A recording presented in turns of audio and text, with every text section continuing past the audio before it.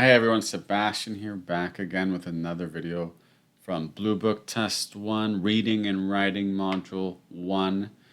People said after the first video, they were like, this guy can't keep doing these. This is too much. He's a math guy. I'm telling you, I'm not a math guy. I can do it, and so can you. We can all do all these. So let's start on this one, and then we'll go from there.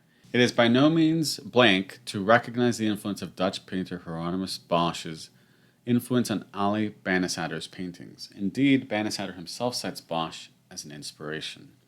However, some scholars have suggested that the ancient Mesopotamian poem Epic of Gilgamesh may have had a far greater impact on Banisadr's work. Which choice completes the text with the most logical and precise word or phrase? People might think Bosch, isn't that the detective on that Amazon show? But no, Bosch is also a painter, I'm surprised too. But that's the lovely thing about some of these passages. You can learn about these people. I don't know about Ali Banisadr. I'm hoping I'm pronouncing his name right.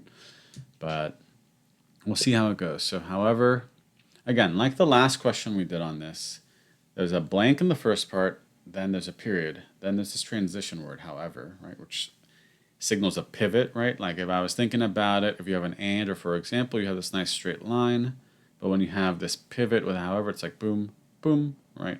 It's cutting off something. So there's something here that opposes the first part. So which choice completes the text with the most logical and precise word or phrase? A, substantial. B, satisfying. C, unimportant. And D, appropriate. So it is by no means one of these things. By no means sets up that it's almost like a negative. So it is by no means unimportant would be saying that it is important. If it's saying it is by no means satisfying, then it's saying it's not satisfying, right? So it's like double negative. The unimportant part, it's kind of odd. It sort of flips it back. It is by no means substantial. That's saying it's not substantial, right? So, however, some scholars have suggested that the ancient Mesopotamian poem Epic of Gilgamesh may have had a far greater impact. So, Epic of Gilgamesh, which I have heard of, has had a greater impact on Banisadr's work than Bosch. So that's sort of suggesting, right, that maybe Bosch's influence wasn't that great because there's this other thing that is way bigger of an influence. But then we're being told it is by no means, and there's however, right? So there's an opposition going on.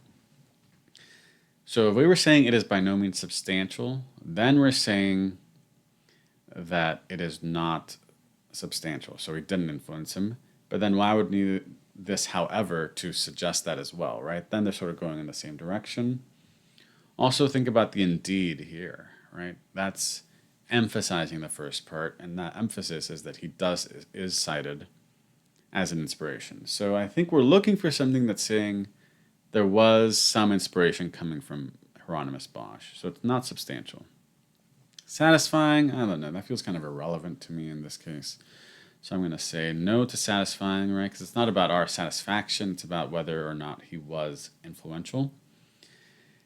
Unimportant and appropriate. Again, appropriate doesn't totally fit, but let's think about unimportant here. It is by no means unimportant to recognize the influence of Dutch painter Hieronymus Bosch on Ali Banisadr's paintings.